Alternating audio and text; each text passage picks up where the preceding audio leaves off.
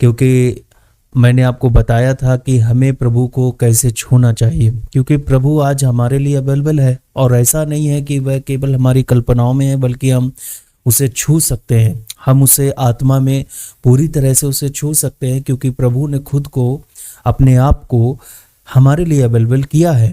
जिन लोगों की जड़ें गहराई तक हैं, जिन लोगों ने गहराई की आवाज़ों को पहचाना है, सीखा है, समझा है, जाना है, उनके लिए ये टॉपिक समझने में किसी भी प्रकार की समस्या नहीं होगी। क्योंकि कुछ लोगों ने ऐसा कमेंट किया है कि पास्टर जी आपकी टीचिंग बिल्कुल अलग रहती है, और मैंने कभी भी ऐसी टीचिंग को नहीं सुना था। कि वास्तव में बहुत से लोग ये जो शिक्षा है इससे दूर है, लेकिन आप इससे दूर नहीं रहेंगे। हम परमेश्वर का धन्यवाद करें। प्रभु मैं तेरा धन्यवाद करता हूं कि तू अपने बेटे और बेटियों को आशीषित करता है। आज की शिक्षा के माध्यम से जो कि जीवन के सिद्धांत के बारे में होने जा रही है, प्रभु आशीषित कर।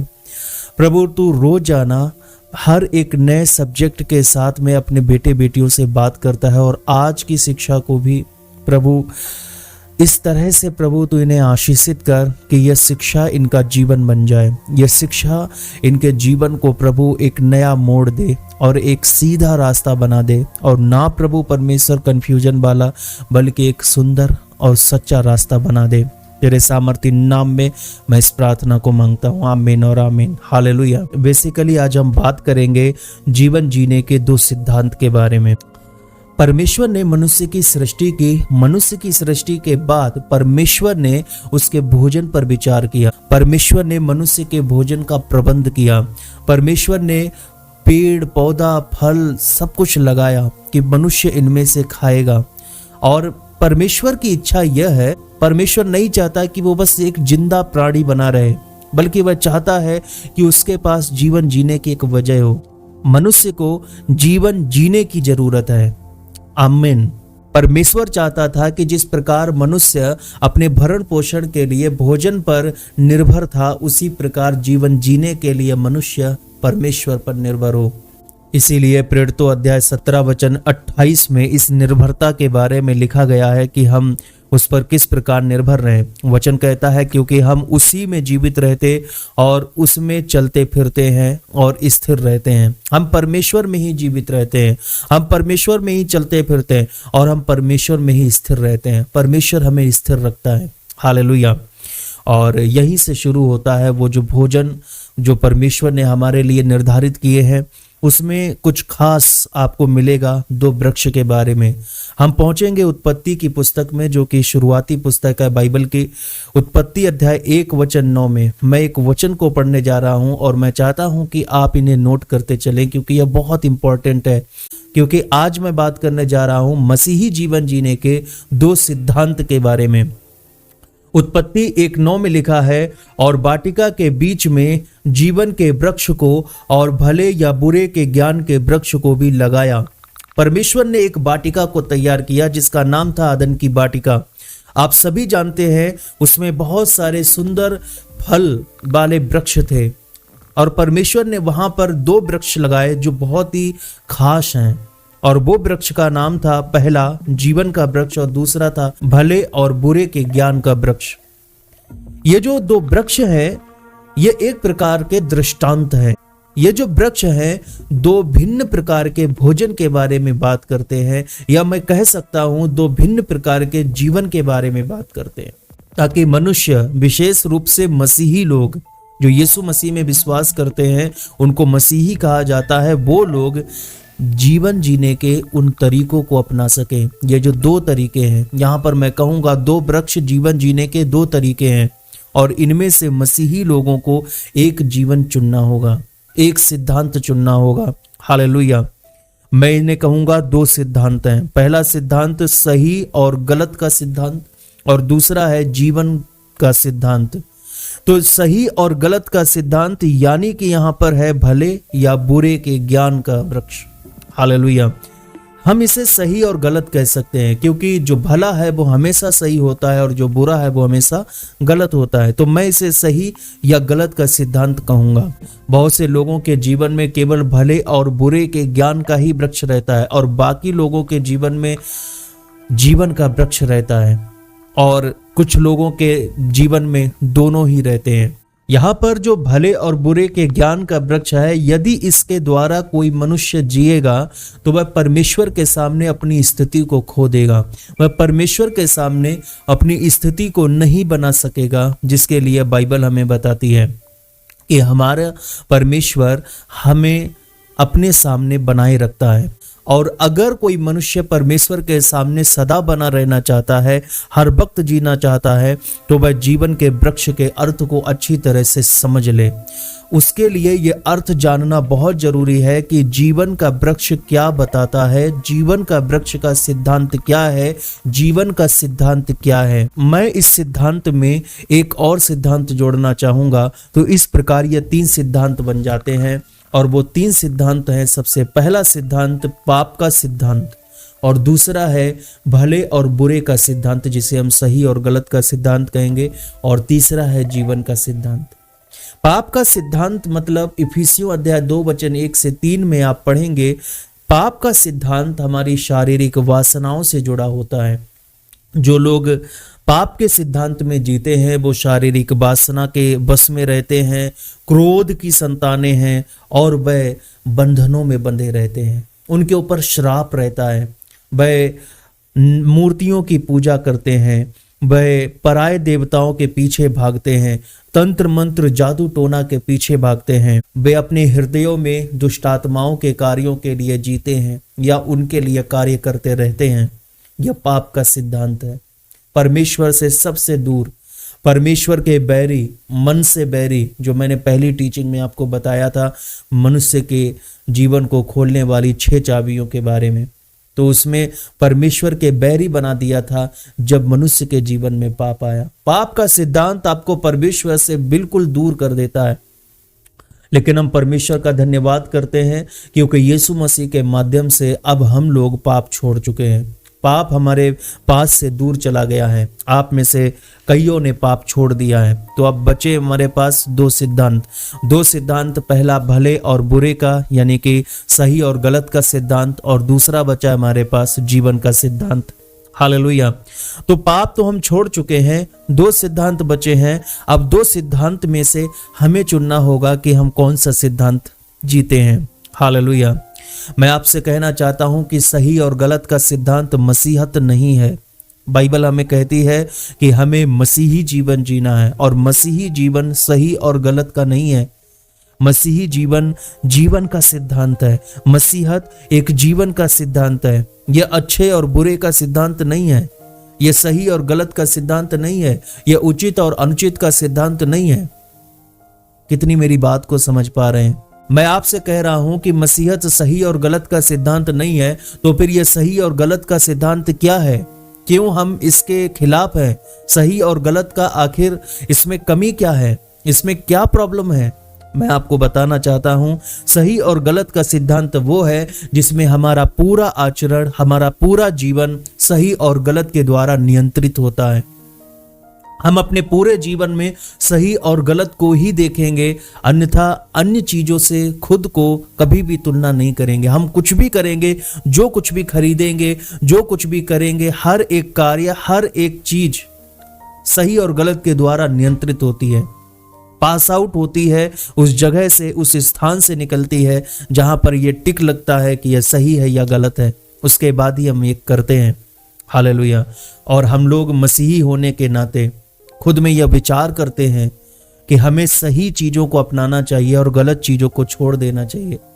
हम सही और गलत के सिद्धांत को ही अपनाते हैं। मसीही लोग केवल सही चीजों को ही करते हैं और बुरे लोगों बुरी चीजों को छोड़ देते हैं। यह मसीहत नहीं है। मसीही होने के नाते उस कार्य को करना उचित है या अनुचित, यह मसीहत नहीं है। उचित अनुचित की जानकारी पाकर कुछ लोग अपने आप को एक अच्छा मसीही कहने लग गए हैं, क्योंकि मुझे जानकारी है कि मैं ये सही कर रहा हूं, क्योंकि मुझे जानकारी है कि ये चीज गलत है और मैं दूसरों को भी सिखा सकता हूं, प्रीच कर सकता हूं, सुसमाचार का प्रचार करने के दौरान उन्हें बता सकता हूं कि मेरे भाई ये चीज गलत है, ये चीज सही है, आपको इनमें से चुनना होगा। यह मसीहत नहीं है। हालेलुया। क्योंकि यह सही और गलत का सिद्धांत जो आप जी रहे हैं और बहुत से मेरे प्यारे भाई और बहन जी रहे हैं, ये श्रापित सिद्धांत है, इसके ऊपर श्राप लगा हुआ है। हम पढ़ेंगे उत्पत्ति अध्याय 2 वचन 17, इसमें लिखा है, पर भले या बुरे के ज्ञान का जो वृक्ष है उसका फल तू कभी ना खाना, क्योंकि जिस दिन तू उसका फल खाएगा उसी दिन अवश्य मर जाएगा। इस पर एक श्राप लगा हुआ है, सही और गलत में श्राप लगा हुआ है कि जिस दिन तू उसका फल खाएगा उसी पल तू मर जाएगा। जब जब हमने किसी भी चीज के लिए रेगुलेट किया, किसी भी चीज के लिए सही और गलत से तुलना की, हम उसी पल फिर से मर जाते हैं। जब जब आप सही और गलत के सिद्धांत को अपनाते हैं आप तुरंत मर जाते हैं। इसीलिए हम फलवंत नहीं हो पाते, इसीलिए आप गहराई की भीतरी पुकारे नहीं समझ पाते। मैंने देखा है कि उस वीडियो पर बहुत कम व्यूज हैं, क्योंकि वो समझ नहीं पा रहे हैं वह गहराई से भीतरी पुकारे कैसे वो प्राप्त करेंगे, क्योंकि उनकी जड़ें बहुत कमजोर हैं, और जिनकी जड़ें बहुत कमजोर है वो उस वीडियो को नहीं देख पाएंगे और ना उसको समझ पाएंगे। मैं जो यहाँ पर शिक्षा दे रहा हूं यह वास्तव में सबसे अलग है, कि उस भाई ने बिल्कुल मुझसे सही कहा था कि आपकी शिक्षाएं बिल्कुल अलग है, और ऐसा तो किसी भी चर्च में सिखाया नहीं गया। हालेलुया। सिखाया जाता है, बहुत से ऐसे जीवित कलीसियाएं हैं जो ये बताती हैं, ये सिद्धांत बताते हैं, लेकिन बात यह है कि उनको फॉलो कोई नहीं करता है। वो कहते हैं कि यह तो कोई नई बात नहीं हुई, यह तो अच्छी बात नहीं हुई, सही और गलत में प्रॉब्लम क्या है? मेरे भाई, प्रॉब्लम यह है कि यह श्रापित है, क्योंकि परमेश्वर का वचन कहता है भले या बुरे के ज्ञान का जो वृक्ष है, जो कोई उसका फल खाएगा उसी दिन वह अवश्य मर जाएगा। शब्द पर ध्यान दो, अवश्य, यानी कि यह 100% होने वाला है। इसमें कोई गुंजाइश की मात्रा नहीं है। भला चुनना और बुरा स्वीकृत करना यह मसीहत नहीं है, यह पुराने नियम का सिद्धांत है। व्यवस्था हो गई, सांसारिक धर्म हो गए।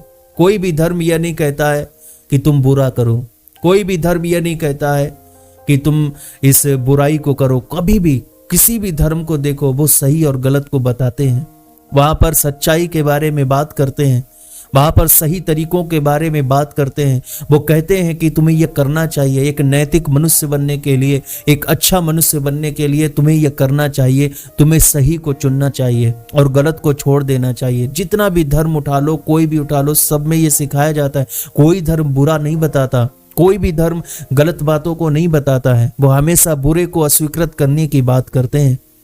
सारे धर्म सही चुनने के लिए ही बताते हैं। मानवीय आदर्श लोगों के हो गए, बहुत से मानवीय नीति शास्त्र जिन्होंने रचे हैं वो हो गए। यह मसीहत नहीं है, यह मसीहत नहीं है, यह बिल्कुल अलग है। अब विचार करो, यह मसीहत क्या है? जब सही और गलत का सिद्धांत यह है तो फिर मसीहत क्या है? मसीहत जीवन के बारे में बताती है। मसीहत जीवन का वह वृक्ष है जिसे परमेश्वर ने अलग लगाया था।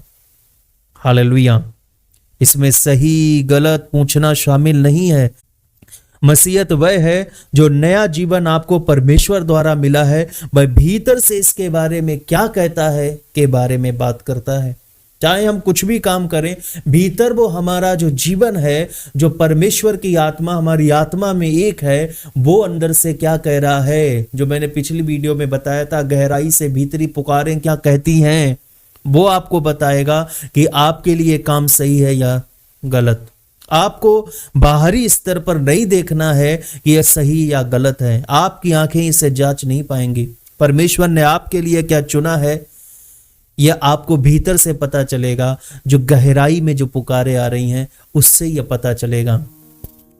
हालेलुया।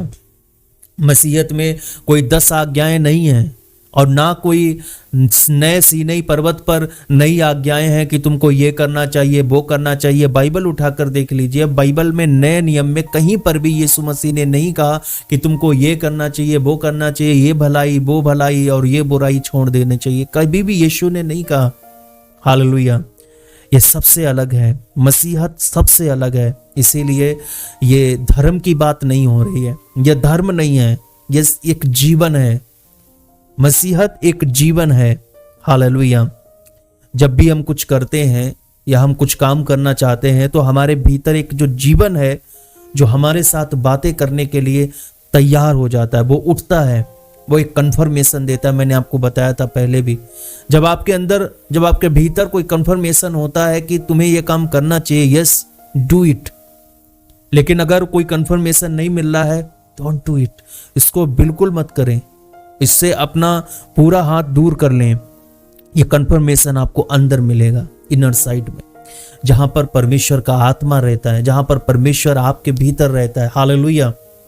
यीशु मसीह फिजिकली हमारे भीतर नहीं है, यीशु मसीह आत्मा के रूप में, उसका पवित्र आत्मा हमारे भीतर है। यीशु मसीह शारीरिक रूप में स्वर्ग में पिता के दाएं अब भी बैठा, उसने अपने सिंहासन को छोड़ा नहीं है, वो अपने सिंहासन पर भी है और हमारे भीतर में भी है। हम एक महान यूनिटी में हैं। क्या आपने इस बात को सुना? हम एक महान यूनिटी में है, आप एक महान यूनिटी में है। आपके अंदर परमेश्वर का आत्मा है, पवित्र आत्मा आपके अंदर है और यीशु वो सिंहासन पर बैठा है। वो सिंहासन और आपके हृदय में जो आत्मा है, आपके आत्मा में जो आत्मा है, वो एक एकता के सूत्र में है। वो रेगुलेट करता है, वो आपको बताता है कि आपको क्या करना चाहिए, क्या नहीं करना चाहिए।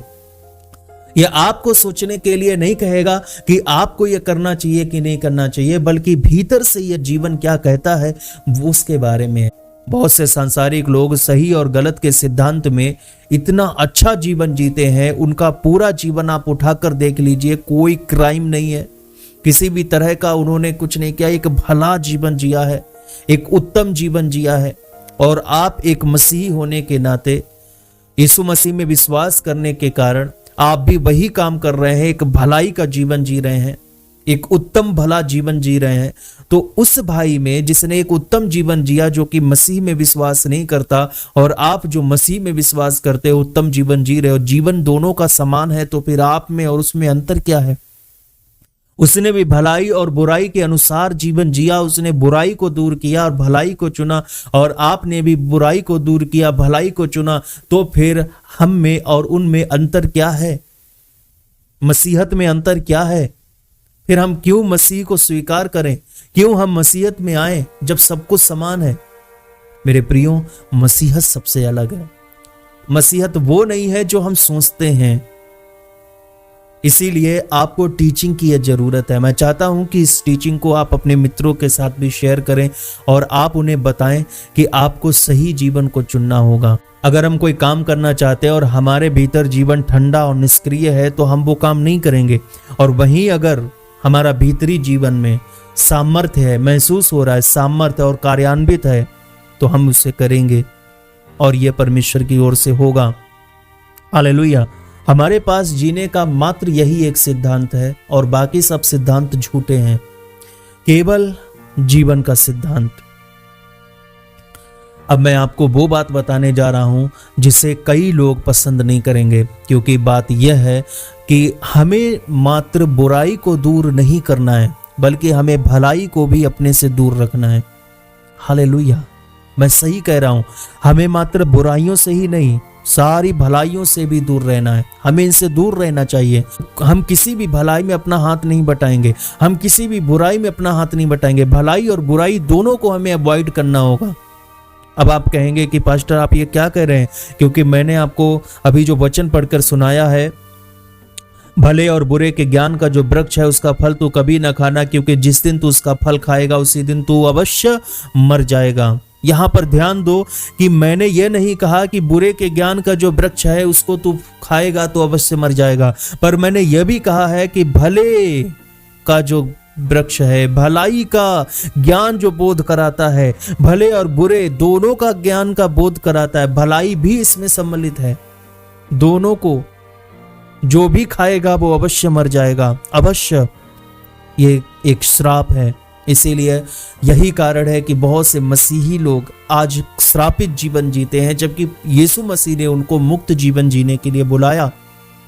और वो जीवन इसीलिए श्रापित है उनका, क्योंकि उन्होंने जो जीवन चुना है वो अच्छाई और बुराई का सिद्धांत पर आधारित है, मसीहत पर नहीं, जीवन पर नहीं, जीवन के वृक्ष से नहीं। अरे जीवन का वृक्ष तो परमेश्वर ने सबसे अलग लगाया। जीवन का वृक्ष एक अन्य मार्ग है, परमेश्वर ने वहां पर लगाया। ध्यान से वचन को देखो कि एक वृक्ष भला और बुरा दोनों के लिए, और एक वृक्ष जीवन का। तो यह जीवन का वृक्ष क्या है?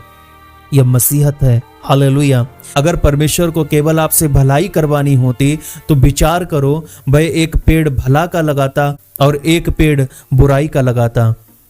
ये दोनों एक लगाए अलग और जीवन का लगाया अलग। विचार करो आप।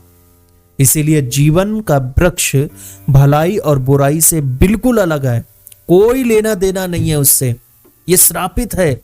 और इसीलिए बाइबल बताती है जब उन्होंने अच्छाई और बुराई के फल को खाया था तब परमेश्वर ने जीवन के वृक्ष के आगे पहरा बिठा दिया था ताकि वो उसका फल कहीं ना खा लें। क्योंकि आप दो जीवन एक साथ नहीं जी सकते हो, आपको एक जीवन जीना होगा, या फिर आप अच्छाई और बुराई के लिए या फिर आप जीवन का। मेरे प्रियो, मसीहत जीवन का वृक्ष है। यीशु मसीह ने अब वो तलवार हटा दी है जो जीवन के वृक्ष के आगे लगी थी। यीशु मसीह को चुनो और उसको छोड़ दो। भलाई को छोड़ो, बुराई को छोड़ो। इस वृक्ष को, इसका नाम, इसका कोई भी शब्द आपके अंदर नहीं है। बहुत से लोग कहते रहते ये सही नहीं है, ये सही नहीं है, इसे करना ये सही नहीं है, बार बार उसको रिपीट करते रहते हैं, ये गलत है, ये सही नहीं है। ये शब्द जीवन से अलग हैं, ये बुराई के वृक्ष से आते हैं, ये भलाई और बुराई के वृक्ष से आते हैं। हमें जो चुनना है वो है जीवन का वृक्ष। अब आपको विचार करना है कि हमने जो परमेश्वर के सामने जीवन जिया है, क्या वो भलाई और बुराई के सिद्धांत पर आधारित है या फिर जीवन के सिद्धांत पर आधारित है। विचार करो इसी वक्त। हालेलुया। यदि आपने भलाई और बुराई के सिद्धांत पर आधारित जीवन जिया है तो आप इसी वक्त पश्चाताप करें, यीशु मसीह से प्रार्थना करें। परमेश्वर आपको क्षमा करेगा और परमेश्वर आपको अपनी प्रजा में सम्मिलित करेगा। उसने आपसे इसीलिए एनकाउंटर किया है, उसने आज इसीलिए आपसे वार्तालाप की है ताकि आपको यह बात बता सके वो आपसे प्यार करता है, वो आपको श्रापित करने नहीं जा रहा है, वो आपको आज श्राप मुक्त करने जा रहा है। आमीन। आज की शिक्षा के माध्यम से आप श्राप मुक्त हुए हो। परमेश्वर ने ही आपको बुलाया है कि आप इस शिक्षा को सुने और आज आपके ऊपर से श्राप खत्म हो गया यीशु मसीह के नाम में। हालेलुया। अब आपको क्या करना है? जो परमेश्वर का आत्मा तुमसे कहे वो करना है। अगर कहीं आपको जाना है तो परमेश्वर का आत्मा आपको कंफर्मेशन देगा कि तुमको जाना चाहिए। चार लोग किसी बात के लिए कहें कि तुमको यह करना चाहिए, सब लोग बोलें और तुम भी बाहर से बोलो कि हाँ इसे करना ठीक रहेगा, लेकिन जैसे ही आप करने का विचार करोगे तो अंदर जो भीतर जीवन है, प्रभु का जो जीवन है, अगर वो पीछे हट रहा है, आपको लग रहा है कि मेरे अंदर कोई अगुवाई नहीं हो रही, मेरा दिल बैठा जा रहा है, उसे मत करो, क्योंकि वो परमेश्वर की ओर से नहीं है। कोई कितना भी कहे कि यह करो, कोई कितना भी बोले यह ना करो, पर तुम्हारे भीतर उस कार्य को करने के लिए अगर आपको एक अभिषेक महसूस हो रहा है तो उसे करो, वो पूरा होगा यीशु मसीह के नाम में। यह है मसीही जीवन। हालेलुया। हमें अवश्य ही अपने भीतर प्रभु से पूछना चाहिए हर एक बात के लिए कि प्रभु मुझे यह करना है। अंदर आपको अगुवाई मिलती रहेगी, आपको बार बार क्वेश्चन भी नहीं करने की जरूरत पड़ेगी। जैसे ही आपको कुछ करना होगा अंदर अगुवाई मिलने लगेगी, वो प्रेरित होने लगेगा। और ये डेली प्रैक्टिस पर आधारित है, जो कि मैं हमेशा कहता हूं, डेली प्रैक्टिस। वचन प्रार्थना करना, वचन प्रार्थना पढ़ना, भीतरी गहराई की भीतरी पुकारें और कैसे प्रार्थना करें, सब मैंने सिखाया है। वो सारी वीडियोज अवेलेबल हैं, आप सुन सकते हैं। हालेलुया। तो हमें बस यह क्वेश्चन करना है कि जो भी हम काम कर रहे हैं या किसी बात को लेकर, क्या दिव्य जीवन हमारे भीतर बढ़ रहा है या गिर रहा है, यह आपको बता देगा। हालेलुया। एक बात जो मैं मसीही जीवन के बारे में कहना चाहूंगा कि जो कुछ भी भीतर जीवन को बढ़ाता है वह हमेशा सही होता है, और जो कुछ भी भीतर जीवन को घटाता है वो हमेशा गलत होता है। हालेलुया। इसीलिए अपने परमेश्वर से हमेशा कनेक्ट रहो, वो आपको बताएगा कि आपको क्या करना है। आपको स्वयं निर्णय नहीं लेना है। हम उस चश्मे से कभी नहीं देखेंगे जैसी दुनिया देखती है। हम अपने भाई या बहन को सही और गलत की नज़र से भी नहीं देखेंगे। हम किसी को भी सही और गलत की नज़र से नहीं देखेंगे। हम केवल मसीही जीवन के अनुसार बताएंगे कि मेरा मसीही जीवन जो मेरे अंदर है उसके विषय में क्या कहता है, और वो आपके लिए धीरे धीरे प्रोफेसी तक बनने लगेगी। आप इसे रोजाना करें। आज से आप यह निर्णय ले लें कि मैं कभी भी सही और गलत के सिद्धांत के अनुसार नहीं चलूंगा, मैं केवल और केवल मसीही जीवन के अनुसार चलूंगा, जीवन के वृक्ष के अनुसार चलूंगा, जीवन के सिद्धांत के अनुसार चलूंगा। आमीन। हालेलुया। मैं अगले पार्ट में आपसे बात करूंगा दिव्य जीवन को संतुष्ट करने के बारे में, क्योंकि मैंने आपको बता दिया अब चूंकि अब आपने एक मसीही जीवन को चुना है तो अब दिव्य जीवन को संतुष्ट कैसे करेंगे इसके बारे में मैं अगले भाग में बात करूंगा, क्योंकि ये टीचिंग फिर लंबी हो जाएगी और ये आपको बहुत आनंदित करने जा रही है। तो मैं सभी को अगली वीडियो के लिए भी आमंत्रित करता हूँ। प्रभु आप सभी को आशीषित करे। सर्वशक्तिमान पिता, आज की टीचिंग के माध्यम से जो भी तूने अपने बेटे बेटियों से बात की है पिता, इन्हें आशीषित कर और ये अपने हृदय में प्रभु वही करें जो तू कहे पिता। इनके अंदर प्रभु मसीही जीवन जाग जाए, जो सोया हुआ जीवन है वो जाग जाए और पवित्र आत्मा तू इनसे बातें कर और ये हर पल तुझसे बातें करें, ये हर पल तुझसे बातें करे और तू इनसे बातें करें और वो वचन पूरा हो जाए जो यीशु मसीह ने कहा कि मैं तुम में रहूंगा और तुम मुझ में रहोगे। यह बहुत ही सुंदर है। Wonderful Lord, thank you Jesus. हम तेरी स्तुति प्रशंसा करते हैं। हे प्रभु, आमीन, हालेलुया। अपने बेटे बेटियों को आशीष देने के लिए और इस प्रकार की आशीष देने के लिए मैं तेरा बहुत धन्यवाद करता हूँ। सभी रोग समाप्त हुए, सारे परेशानियां समाप्त हुई, कठिनाइयां दूर हुई। मेरी अब प्रार्थना यीशु मसीह के सामर्थी नाम में परमेश्वर की महिमा के लिए, आमीन और आमीन, हालेलुया। अब यह समय है परमेश्वर के राज्य के लिए बोने का। स्क्रीन पर जो जानकारी आ रही है वहां पर आप परमेश्वर के राज्य के लिए बीज अवश्य बोएं। मैं फिर कहूंगा कि बीज बोने के लिए भी आपको अंदर से ही अगुवाई होगी। मैं नहीं कहता हूं कि आपको जबरदस्ती आपको बीज बोना चाहिए। मैं कहूंगा कि अंदर आपके अंदर अगुवाई क्या हो रही है और जिन लोगों के अंदर शेयर करने की अगुवाई हो रही है वो इस वीडियो को शेयर भी करेंगे। ये सब कुछ मसीही जीवन है और वो आपको बताएगा कि आपको कलीसिया में बीज बोना चाहिए कि नहीं। लेकिन मैंने आपको ये जरूर बताया कि जब आप बीज बोते हो तो परमेश्वर आपको ब्लेस करेगा, क्योंकि आप जंगल काटने जा रहे हो। आज जो आपको छोटा छोटा बीज लगता है कि ये क्या ही कर लेगा, आपको नहीं पता कि आने वाले समय में यह आपके भविष्य को प्रोटेक्ट करेगा। प्रभु आपको बहुतायत की आशीष दे। मिलते हैं नए टॉपिक पर दिव्य जीवन को संतुष्ट करने के बारे में। God bless you. शालोम।